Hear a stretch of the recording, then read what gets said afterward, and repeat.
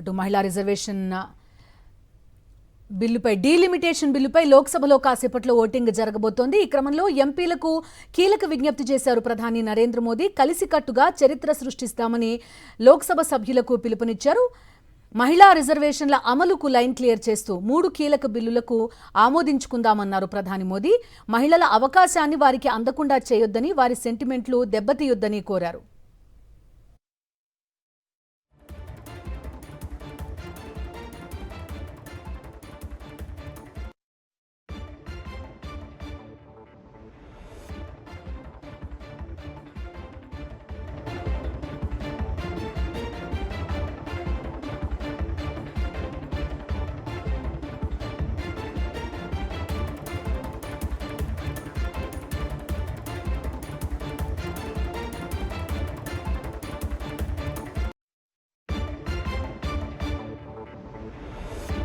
Delimitation బిల్లుపై లోక్సభలో కాసేపట్లో ఓటింగ్ జరగనుంది. ఈ క్రమంలో ఎంపీలకు కీలక విజ్ఞప్తి చేశారు ప్రధాని మోదీ. కలిసికట్టుగా చరిత్ర సృష్టిస్తామని లోక్సభ సభ్యులకు పిలుపునిచ్చారు ప్రధాని. మహిళా రిజర్వేషన్ల అమలుకు లైన్ క్లియర్ చేస్తూ ఈ 3 కీలక బిల్లులను ఆమోదించుకుందామన్నారు ప్రధాని. మహిళల అవకాశాన్ని వారికి అందకుండా చేయొద్దని, వారి సెంటిమెంట్లు దెబ్బతీయొద్దని కోరారు.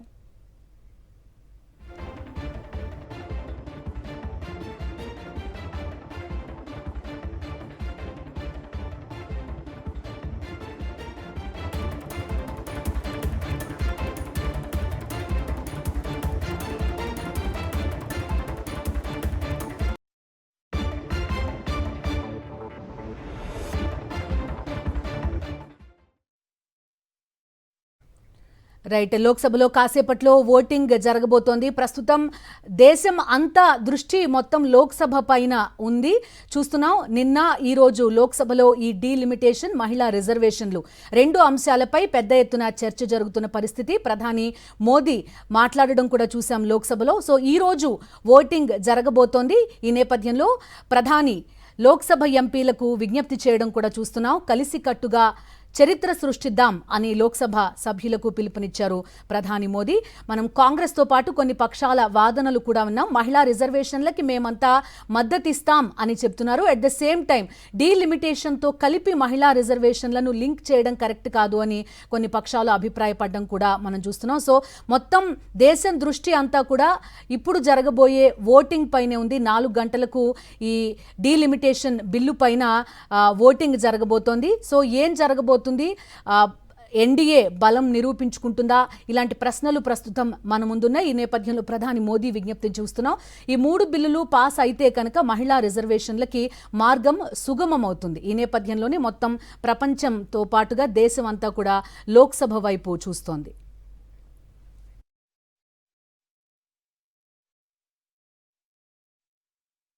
సో 4 గంటలకు ఓటింగ్ జరగనున్న నేపథ్యంలో ఓటింగ్కు ముందు కీలక నేతలతో అమిత్ షా భేటీ అయినట్టుగా తెలుస్తోంది. మరోవైపు విపక్షాలతో కూడా మాట్లాడుతున్నారు కేంద్ర మంత్రి కిరణ్ రిజిజు.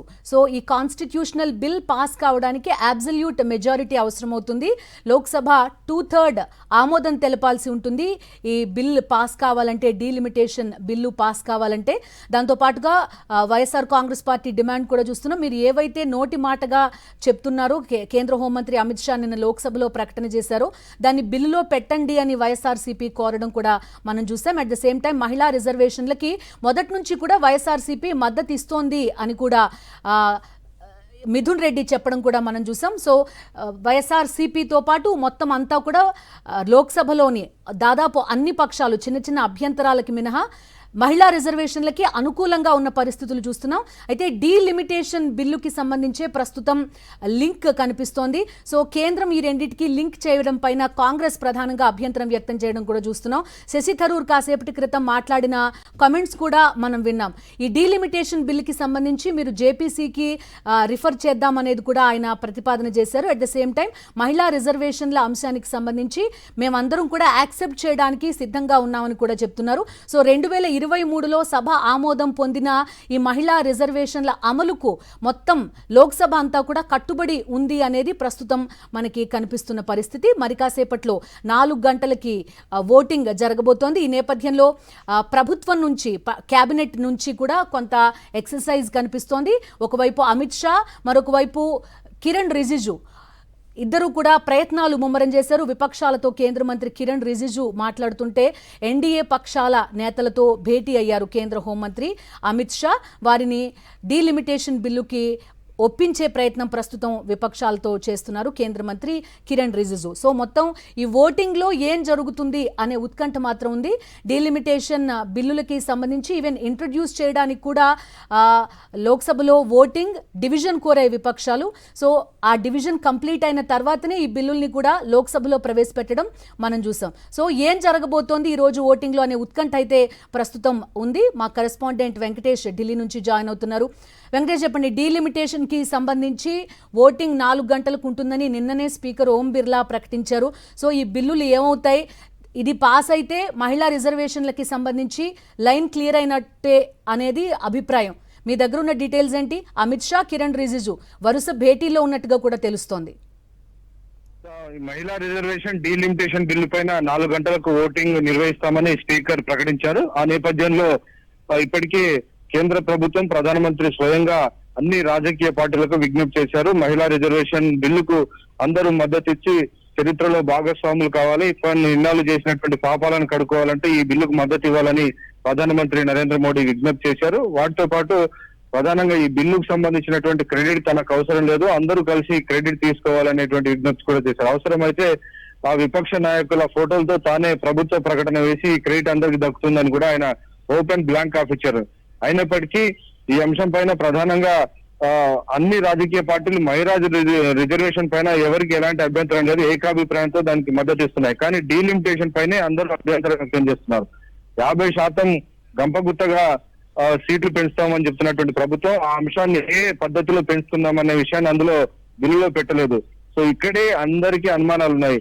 డీలిమిటేషన్ కమిషన్ కు ఆ పని అప్పగిస్తే ఆ డీలిమిటేషన్ కమిషన్ తన ఇష్టారాజ్యంగా వ్యవహరించి రాష్ట్రాల హక్కులను కనుక హరిస్తే అది దానివల్ల అంతిమంగా అన్ని రాజకీయ పార్టీలు, విపక్ష పార్టీలన్నీ కూడా నష్టపోయేటువంటి ప్రమాదం ఉంది. ఇప్పటికే అస్సాం, జమ్మూ కాశ్మీర్ లో ఈ రకంగా ఇష్టారాజ్యంగా డీలిమిటేషన్ చేశారు.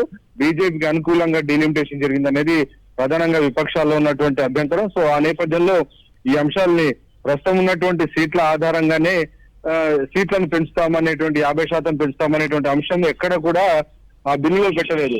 సో నోటి మాటగా చెప్తున్నటువంటి విషయం ప్రధానమంత్రి గాని హోంమంత్రి చెప్తున్నటువంటి విషయాలని అందులోనే పెట్టాలి, బిల్లులోనే పెట్టాలనేది ప్రధానంగా వస్తున్నటువంటి సూచన. కానీ ఆ సూచనకు సంబంధించి ప్రభుత్వం నుంచి ఇలాంటి ప్రకటన లేదు. ఆ మేరకు అమెండ్మెంట్ కనుక చేస్తే విపక్షాల్లో కొంత చీలిక తీసుకొచ్చేటువంటి ప్రయత్నం సఫలమయ్యేటువంటి అవకాశం ఉంటుంది. వెంకటేష్, మిథున్ రెడ్డి మాట్లాడడం కూడా మనం చూసాం. రీఆర్గనైజేషన్ యాక్ట్ సమయంలో ఏం జరిగింది అనేది కూడా ఆయన గుర్తు చేసిన పరిస్థితి. ప్రత్యేక హోదా అంశాన్ని ఈ విధంగానే రీఆర్గనైజేషన్ యాక్ట్లో పెట్టలేదు, తర్వాత ఏం జరిగింది అనేది మనందరికీ తెలిసిందే అనేది పర్టిక్యులర్ గా మెన్షన్ చేయడం కూడా కనిపించింది ఈ రోజు. ఖచ్చితంగా ఈ అంశాలు నోటి మాటగా చెప్పినటువంటి అంశాలకు ఎలాంటి చట్టబద్ధత ఉండదు, అది కేవలం నోటి మాటగానే మిగులుతుంది. కాబట్టి రాతపూర్వకంగా చట్టం ద్వారా అయితేనే దానికి చట్టబద్ధత ఏర్పడుతుంది. రేపు న్యాయస్థానాల్లో వెళ్ళినప్పటికీ కూడా దానికి న్యాయస్థానాలు కూడా రక్షణ కల్పిస్తాయి. నోటి మాటకు ఎలాంటి రక్షణ ఉండదు. కాబట్టి అన్ని పార్టీలు కూడా విపక్షాలు ప్రధానంగా ఇన్సిస్ట్ చేస్తున్నాయి. మీరు ఏదైతే చెప్తున్నారో అది లిఖితపూర్వకంగా బిల్లులో పెట్టండి, లేదంటే డీలిమిటేషన్ కమిషన్ కనుక ఆ పని, ఆ అధికారం కనుక అప్పగిస్తే అది ఇష్టారాజ్యంగా బీజేపీ నాయకులు చెప్పినట్టుగా డీలిమిటేషన్ కమిషన్ పనిచేసే అవకాశం ఉంటుంది. దాని ఫలితంగా అన్ని రాజకీయ పార్టీలు, అన్ని రాష్ట్రాల్లో కూడా నష్టం జరుగుతుంది. కాబట్టి ఆ అంశాన్ని అమెండ్మెంట్ రూపంలో తీసుకురావాలని ఇటు వైఎస్ఆర్ కాంగ్రెస్ పార్టీ డిమాండ్ చేసింది. అలాగే అసదుద్దీన్ ఓవైసీ కూడా కొన్ని అమెండ్మెంట్స్ ప్రతిపాదించారు. సో ఆ అమెండ్మెంట్స్ అన్నిటిని కూడా ఇన్కార్పొరేట్ చేయాలి. అందులోనే ఇన్కార్పొరేట్ చేస్తే డెఫినెట్ గా మద్దతు ఇచ్చేటువంటి అవకాశం ఉంటుంది. ఆ మేరకు కొంత ఇప్పటికే ఉన్నటువంటి విపక్షాల్లో కొంత చీలిక తీసుకొచ్చి తనకు అనుకూలంగా తన వైపు తిప్పుకునేటువంటి అవకాశం అధికార పార్టీకి ఉంటుంది. కానీ ఆ దిశగా ఎలాంటి ప్రయత్నాలు జరుగుతున్నాయి దానికి సంబంధించి ఇప్పటికైతే అధికారికంగా ఎలాంటి ప్రకటన లేదు. సో ఆ మేరకు ఇప్పటికైతే ఒకవేళ కనుక తృణమూల్ కాంగ్రెస్ పార్టీ అలాగే ఇటు డిఎంకే పార్టీ కనుక తృణమూల్ కాంగ్రెస్ అలాగే సమాజ్వాదీ పార్టీ కనుక కొంత వాకౌట్ కనుక చేస్తే సభా సంఖ్యాబలం తగ్గి ఈ విపక్ష పార్టీలో కొంత బలం కూడా వెంకటేష్, మీ ఆడియో కట్ అవుతుంది వెంకటేష్. సో సంఖ్యాబలం గురించి మాట్లాడుతున్నాం. ఈ బిల్ పాస్ కావడానికి, కాన్స్టిట్యూషనల్ బిల్ పాస్ కావడానికి 2/3 మెజారిటీ ప్రస్తుతం మనకి కావాలి. వెంకటేష్, వినిపిస్తుందా? రైట్, మరి కాసేపట్లో మా కరెస్పాండెంట్ వెంకటేష్ని కాంటాక్ట్ చేసే ప్రయత్నం చేద్దాం. మరి కాసేపట్లో లోక్సభలో ఓటింగ్ జరగబోతోంది డీలిమిటేషన్ బిల్లుకి సంబంధించి. ఈ నేపథ్యంలో ప్రధాని మోదీ రిక్వెస్ట్ చేయడం కూడా ప్రస్తుతం మనం చూస్తున్నాం. ఎంపీలకు కీలక విజ్ఞప్తి చేశారు ప్రధాని. కలిసికట్టుగా చరిత్ర సృష్టిద్దామంటూ లోక్సభ సభ్యులకి ఆయన పిలుపునిస్తున్నారు. మహిళా రిజర్వేషన్ల అమలుకు లైన్ క్లియర్ చేస్తూ 3 కీలక బిల్లులను ఆమోదించుకుందామంటున్నారు ప్రధాని మోదీ. మహిళల అవకాశాన్ని వారికి అందకుండా చేయొద్దు, సెంటిమెంట్లు దెబ్బతీయొద్దు అని కూడా కోరుతున్నారు.